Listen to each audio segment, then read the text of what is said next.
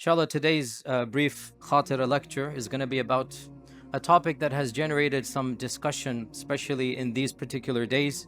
And it goes back to ancient times. It's a concept of theology. So we're going to discuss what is this aspect, what are the controversy, and inshallah, what is perhaps the correct opinion.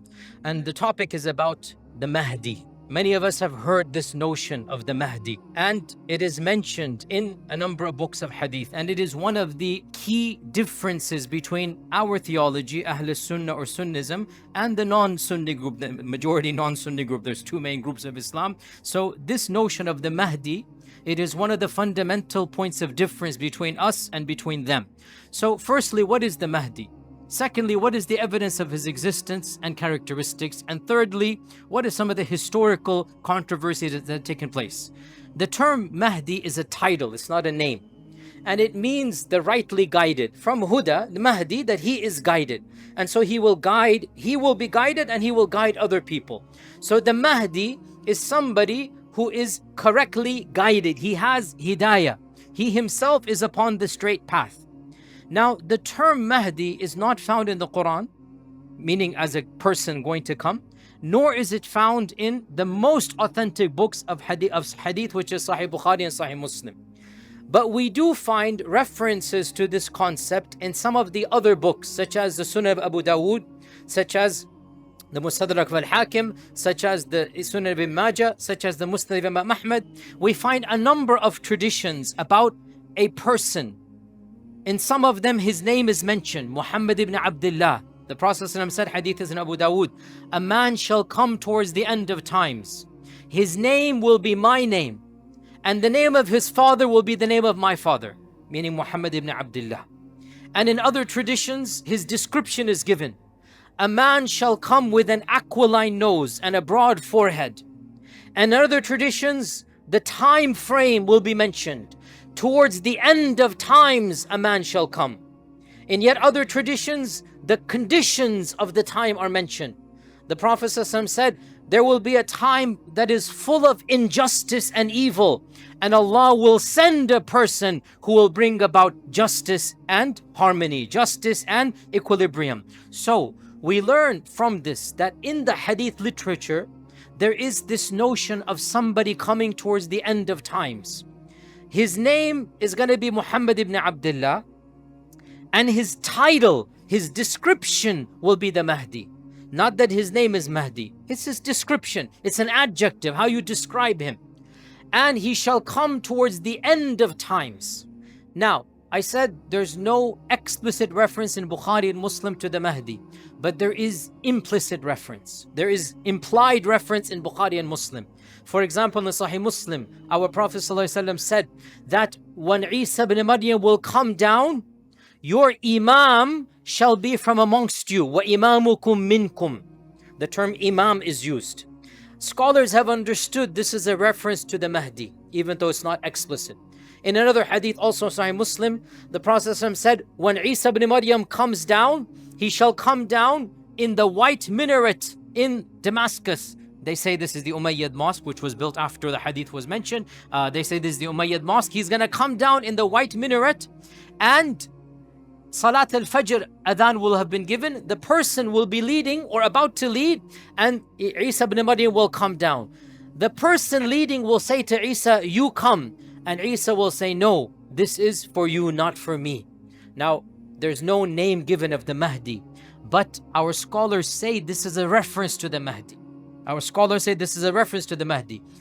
If this is the case, then we learn the Mahdi is going to be a person who is alive when Isa and Dajjal are both here, which means the very end of times. If you go back to the lectures I gave here at Epic, the Signs of the Day of Judgment, I mentioned Isa and Dajjal. They are of the major signs right before the trumpet is blown. This is at the very end of times.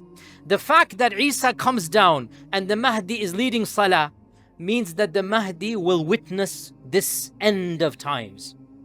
So the coming of the Mahdi is signaling the beginning of the very end, the last final days on earth. Now, this concept of Mahdi in our tradition, by our I mean Ahl Sunnah or Sunnism, it is very clear. This is not a supernatural person with wings, he's gonna fly in the heavens. No, he's a normal human being, flesh and blood. He doesn't have supernatural powers.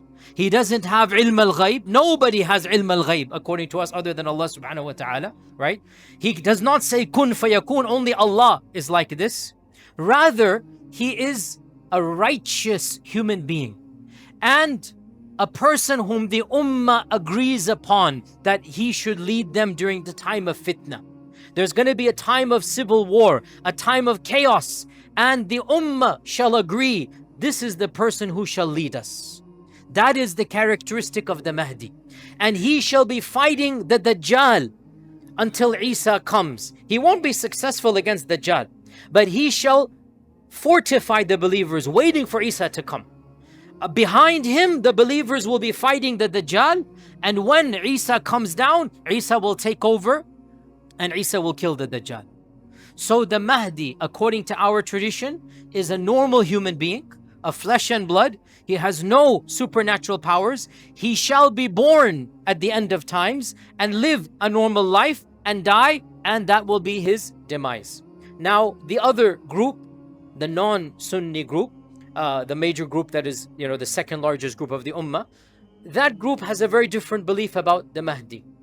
And they say the Mahdi has already been born, and the Mahdi for them is the 12th Imam. They have 12 Imams, according to their theology. From their standpoint, they say the Mahdi has already been born, and the Mahdi is currently alive amongst us, but he is hidden to the masses. He could be anywhere. He could be in this audience. He could be there. He could be here. He is alive and active, helping the poor and performing miracles. And according to them, he has supernatural powers. He knows ilm al-ghayb, and he can control the creation, and they give him powers that are, from our perspective, not appropriate. Like, this is something only Allah Azza wa Jal has, but from their perspective, they say, no, all of the Imams have it, and this is now the 12th Imam who is currently alive, but he's in hiding. They say that the Imam is alive, but in hiding. And when the Imam returns, he's not going to be born, he's already born. He's going to be zuhur, he's going to become apparent, and he will reveal himself, kashf, he will reveal himself.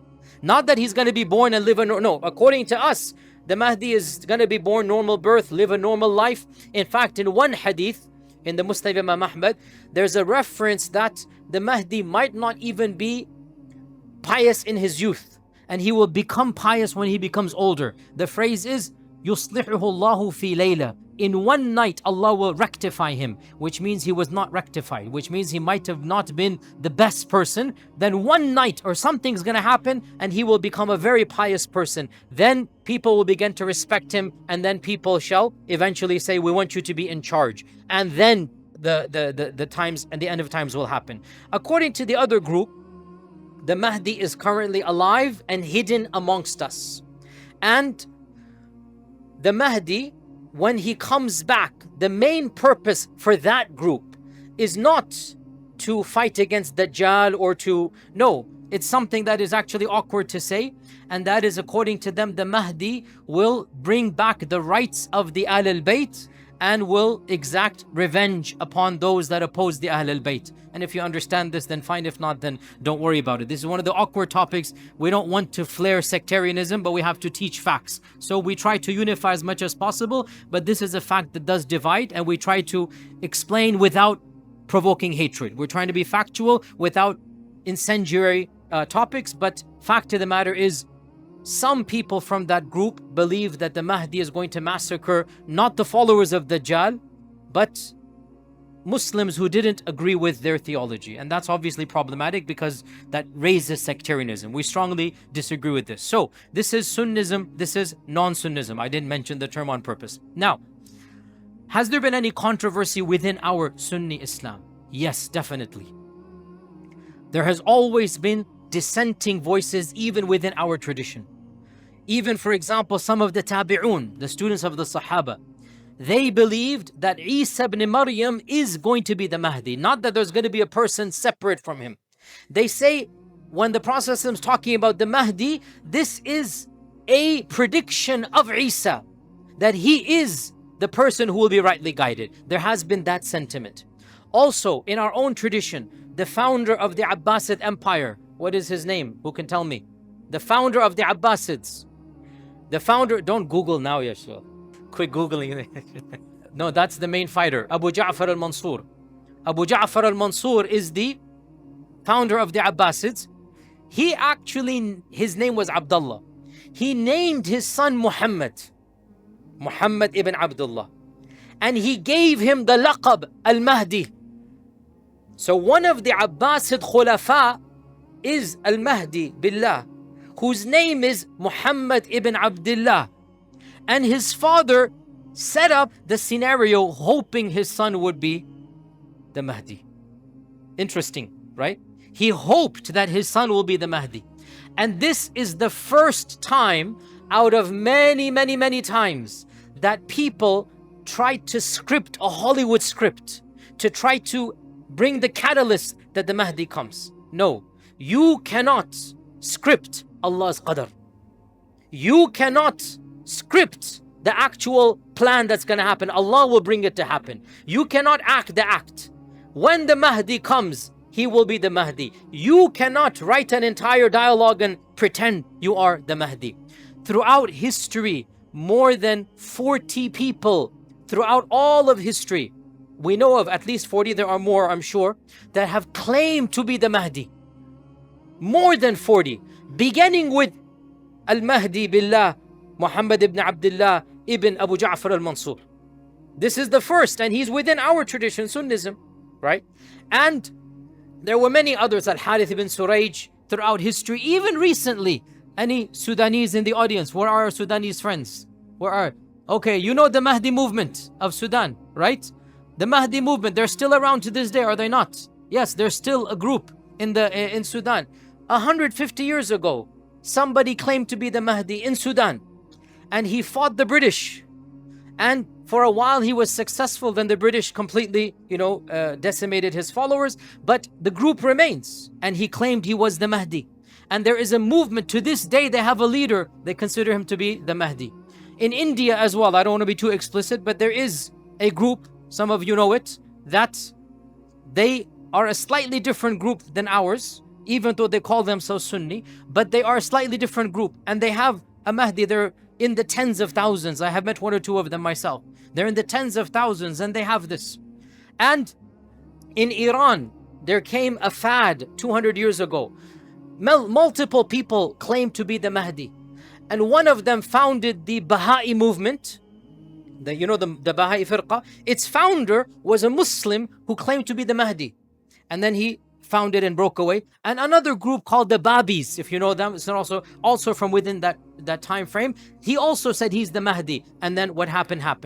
In 1979, I have given multiple lectures about this, right? A person claimed to be the Mahdi in Saudi Arabia, and he hijacked Mecca itself.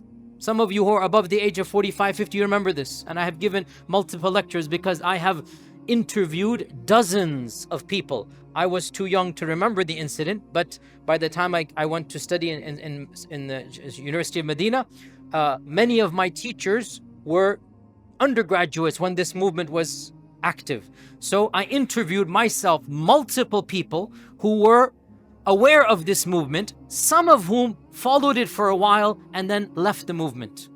So I interviewed myself, eyewitnesses, people who were in the house of this person and discussing plans and whatnot. I have lots of information. Maybe one day I'll give more lectures because some of it is very sensitive. But in 1979, a person by the name of Muhammad ibn Abdullah al-Qahtani claimed to be the Mahdi.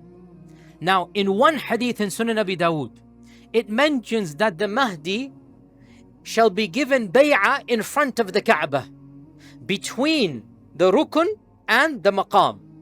That the Mahdi will take the bay'ah between the rukun and the maqam, i.e. between when it says rukun over here, it means the Hajar Aswad, and the maqam, it means the maqam Ibrahim. So between the maqam Ibrahim and the door of the Kaaba, basically, the Mahdi will be given the oath of allegiance. This is in a hadith in Abu Dawud.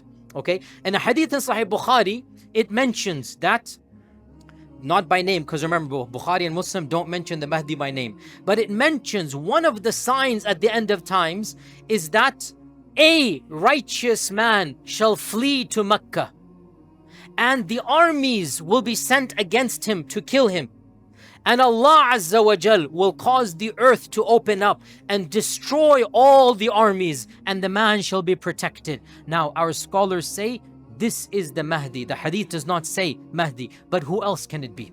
And this is the predominant position, that one of the signs of the Mahdi is that the people will choose him as a leader. The actual leaders will not like the guy, so the actual leaders will want to kill him. He's gonna flee for his life to Mecca. He doesn't have an army. The armies of the Muslim kings, they're gonna be, in Sahih Muslim it says, 3 sons of a king are gonna fight for power, and the Kaaba is gonna be center. So these are all predictions towards the end of the times.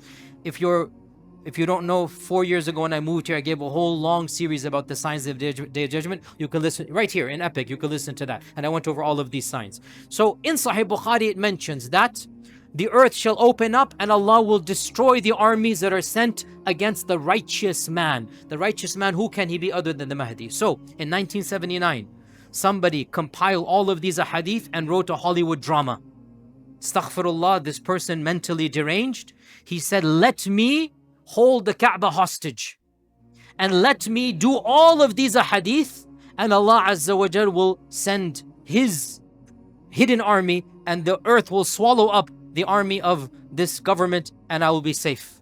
And so if you know what happened on the 1st of Muharram in 1400 Hijri, auspicious new day, 1st of Muharram 1400, he locked up all of the doors of the Kaaba. He took his 550 people with armed machine guns hidden and whatnot, and they held the Kaaba hostage. They held the Imam of the Haram hostage. They took the microphone and they announced the Mahdi had come. There's actual video recordings and audio recordings on YouTube in Arabic. Very poor quality, but actual audio recordings. You can listen to them speaking if you listen very carefully, because it's poor recording. And the man is quoting the hadith of Abu Dawood.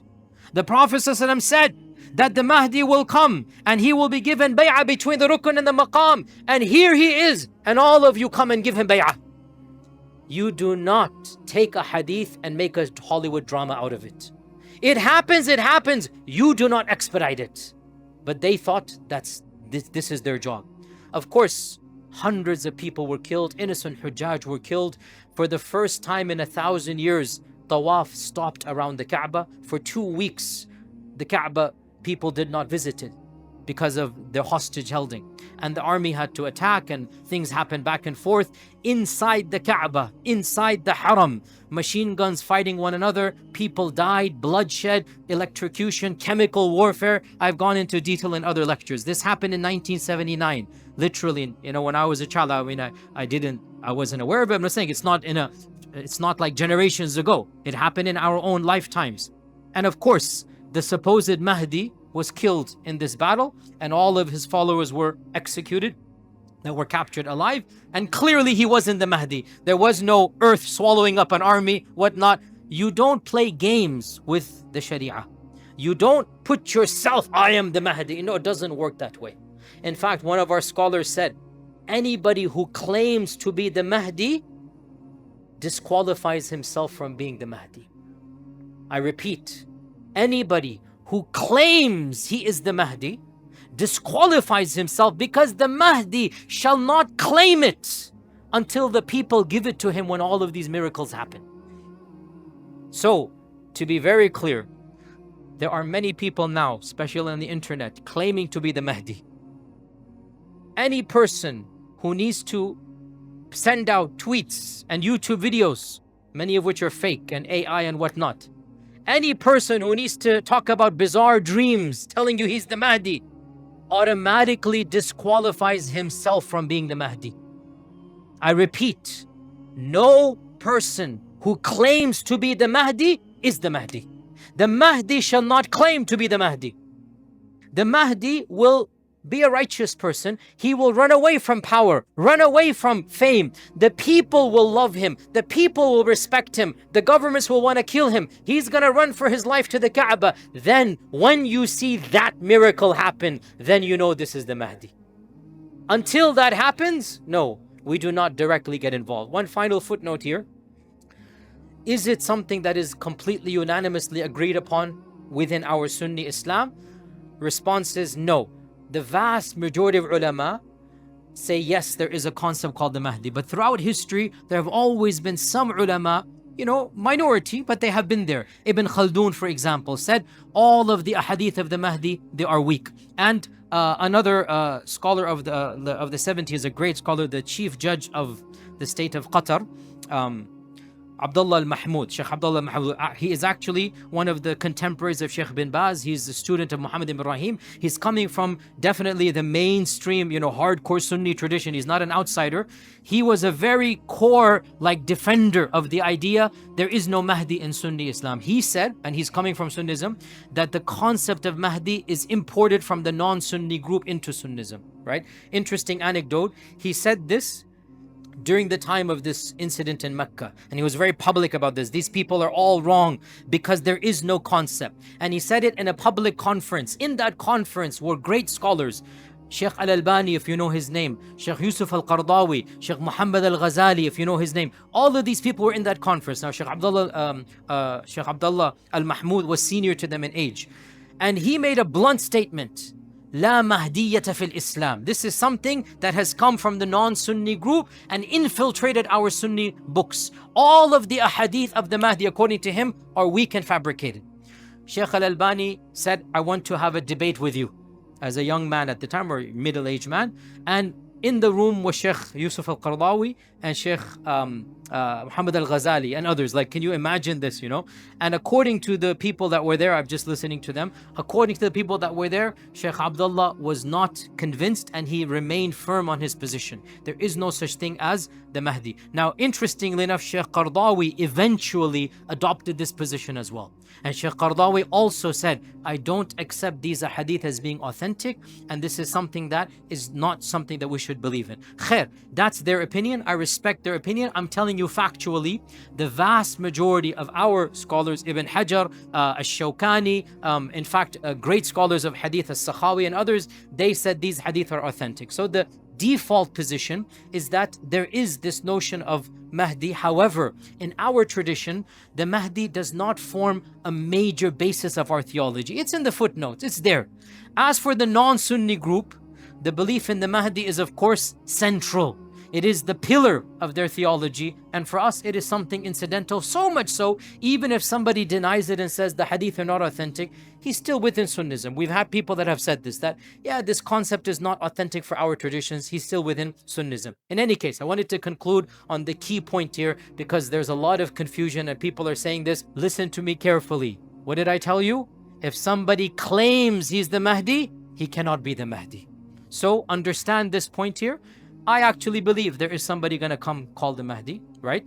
But anybody who claims this right now is a liar. We will only know the Mahdi. When will we know? When the signs come. And what is the main sign? That Allah subhanahu wa ta'ala will miraculously defend the Mahdi in the haram itself.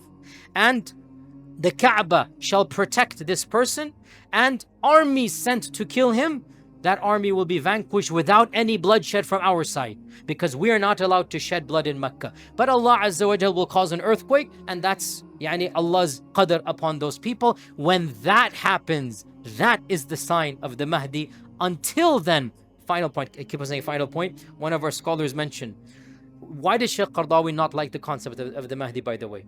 Sheikh Qardawi, and I respect him immensely, Sheikh Qardawi said, too many people have stopped political activism, thinking that the Mahdi will come and save them. And he said, this is not Islam.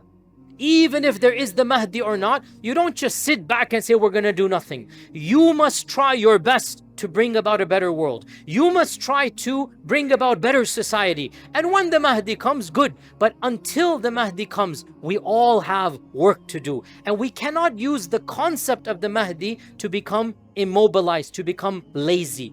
If the Mahdi comes, when the Mahdi comes, good for us. Actually, we don't want to be there when he does come. We hope and pray we don't see that day, right? But regardless of that belief, we still have an obligation to form a better society and to bring about as much peace and justice as we can. And with that, inshallah, I hope there was some benefit in these comments. I will continue next week. Jazakumullah khair. Assalamu alaikum wa rahmatullahi wa barakatuh.